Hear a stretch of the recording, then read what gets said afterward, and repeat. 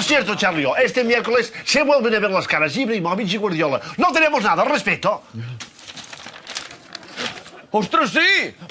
Però si l'Ibra ja fa molta estona que s'espera allà al decorat per gravar el gag on es veu com va escriure el seu llibre.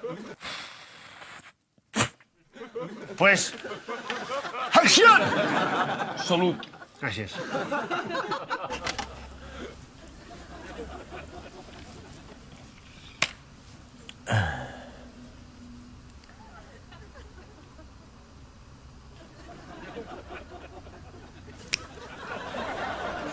Nací en 1981 en Malmo.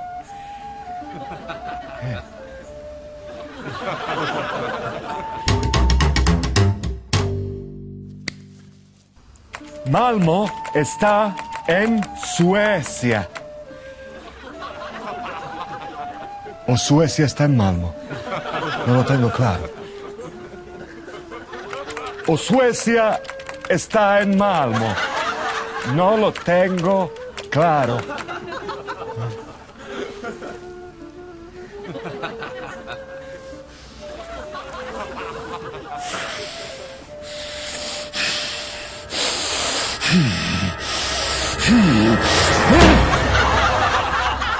Guardiola es un filósofo.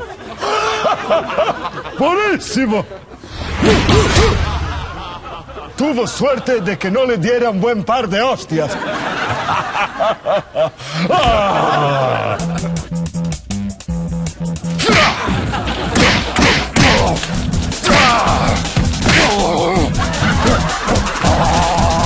Y así es como empecé a escribir mi biografía.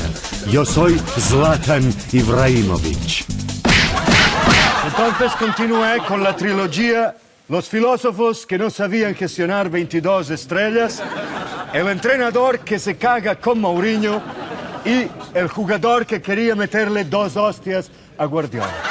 Así, y también el libro de poesía erótica, Io sono molto contento. Contento. Contento. Bueno, nada más. Muchas gracias por este novel que reconoce mi amor por la literatura. Gracias.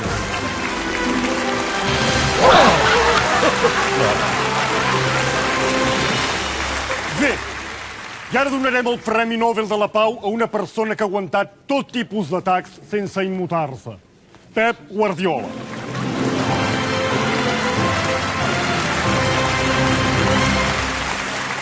Nobel de la Paz a Guardiola. Si es un engreído. Se cree que inventó el fútbol él solito.